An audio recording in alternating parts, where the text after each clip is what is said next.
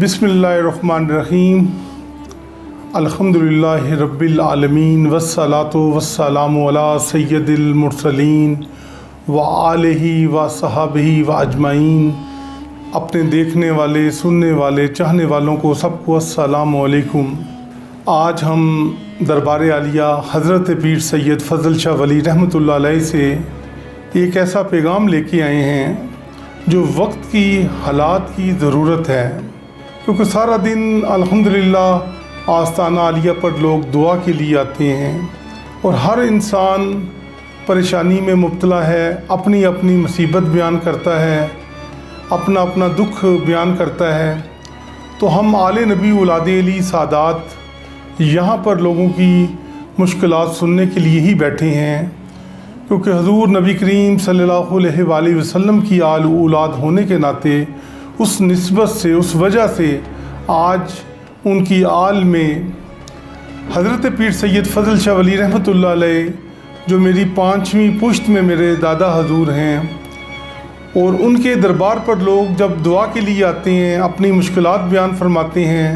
इस दरगाह का मकसद यही है कि दुखी इंसानियत की खिदमत करना, क्योंकि दरगाह पर जिस वक़्त कोई आता है, ज़ाहिरी बात है वो दुनिया का सताया हुआ, परेशान हाल, दुखी, वो दरबार की तरफ या किसी वली की तरफ या किसी सादात की तरफ रुख करता है।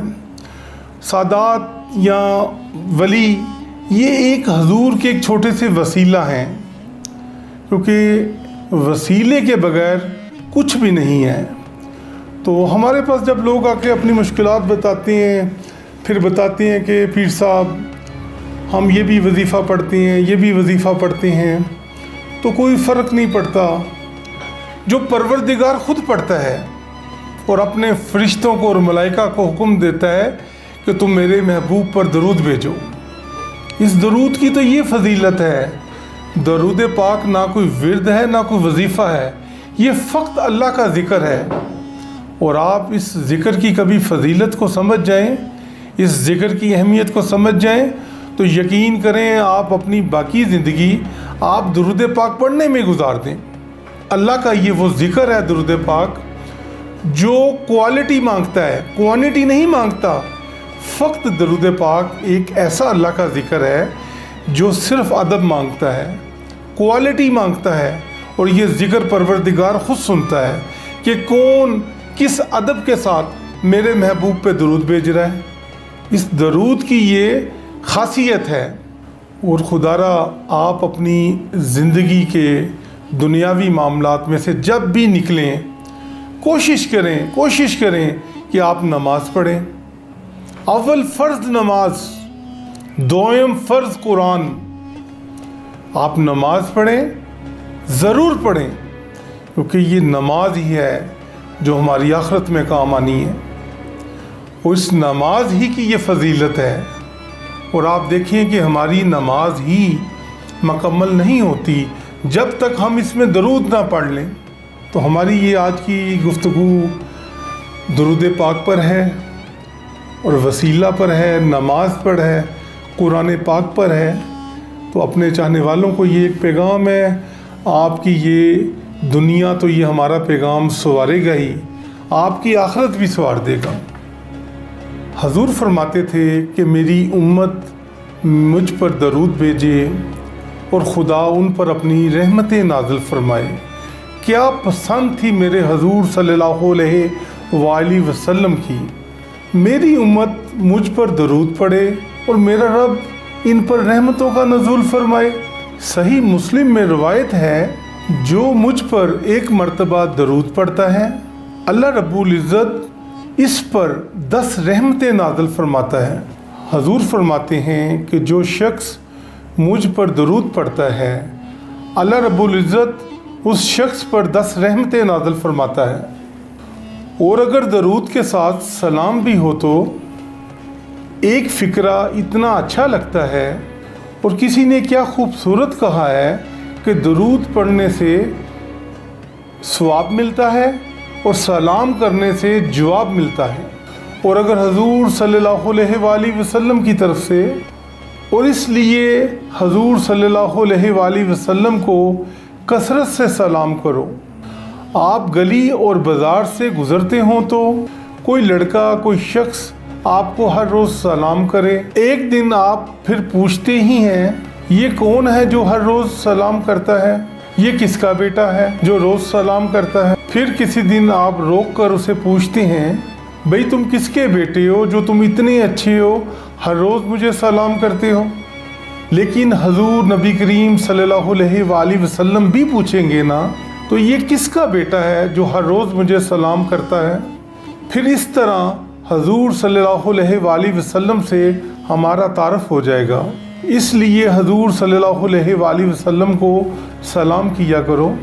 حضور کے صحابہ کہتے ہیں میں حضور صلی اللہ علیہ وآلہ وسلم کی بارگاہ میں حاضر ہوا، آقا صلی اللہ علیہ وآلہ وسلم نے فرمایا جمعے کے دن مجھ پر کثرت سے درود پڑھا کرو۔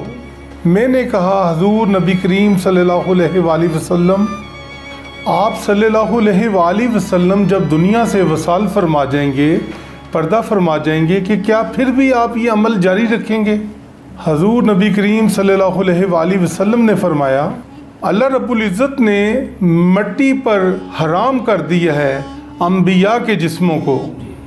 انبیاء قبروں میں زندہ ہوتے ہیں اور انہیں رزق بھی دیا جاتا ہے، اس لیے کثرت کے ساتھ مجھ پر درود پڑھا کرو، میرے پر سلام پڑھا کرو۔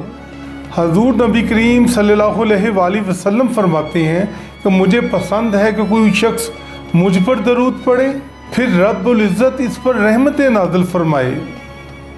ایک شخص حضور نبی کریم صلی اللہ علیہ وآلہ وسلم سے پوچھتا ہے کہ میں چوتھا حصہ اپنی وظائف کا آپ صلی اللہ علیہ وآلہ وسلم پر درود پڑھوں گا اور باقی جو 3 حصے ہیں میری عبادت کے وہ میں وظائف کر لیا کروں۔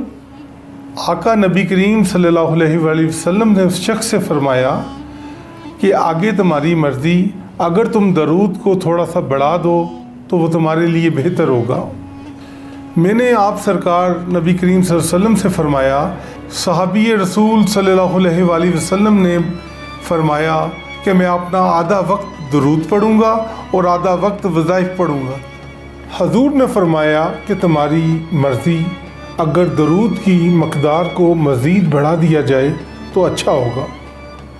اس شخص نے حضور سے فرمایا، صحابی رسول صلی اللہ علیہ وآلہ وسلم نے، کہ میں 2 حصے درود پڑھوں گا اور 1 حصہ اپنے وقت میں سے وظائف پڑھ لوں گا۔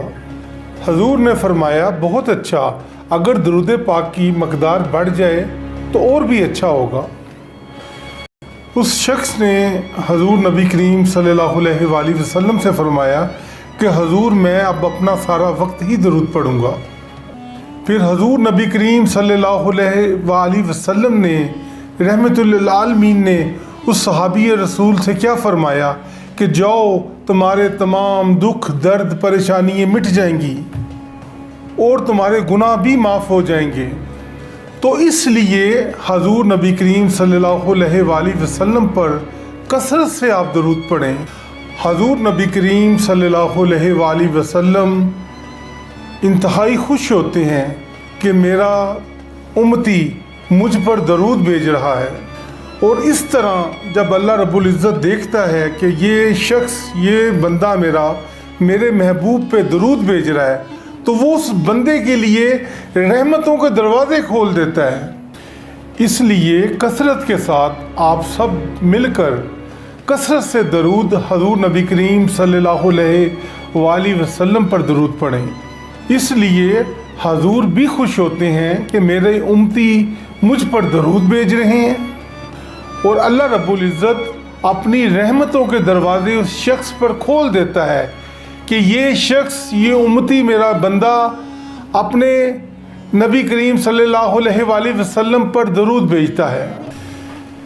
میں اپنے چاہنے والے عقیدت مند مریدین سب کو یہ آج کا پیغام دیتا ہوں کہ درود پاک کی انتہائی فضیلت ہے۔ انسان کے گناہ معاف ہو جاتے ہیں، اللہ رب العزت رحمتوں کے دروازے کھول دیتا ہے، رزق بڑھ جاتا ہے، گھر میں سکون ہو جاتا ہے۔ درود کی اتنی فضیلت ہے کہ آپ سوچ بھی نہیں سکتے، کیونکہ درود یہ فقط اللہ کا ذکر ہے اور یہ انسان کو سکون بخشتا ہے، یہ سکون دیتا ہے، رحمتیں کرتا ہے، گھر میں برکتیں آتی ہیں۔ درود کو دوستو اپنی زندگی کا ایک معمول بنا لو۔ درود کے صدقے اللہ رب العزت آپ کی پریشانییں، دکھ، مصیبتیں دور فرمائے، اور اسے انتہائی ادب کے ساتھ پڑھیں، اور اس میرے پیغام کو صدقہ جاریہ کی نیت سے دوسروں تک پہنچائیں تاکہ لوگ اس سے مستفید ہو سکیں، اور اسے سبسکرائب کریں، میرے چینل کو نئے دیکھنے والوں کو لائک کریں، شیئر کریں، اپنے قیمتی کمنٹس ہمیں دیں تاکہ ہم اس سے پروگرام کو اپنے مزید آگے لے کے چل سکیں۔ بہت شکریہ۔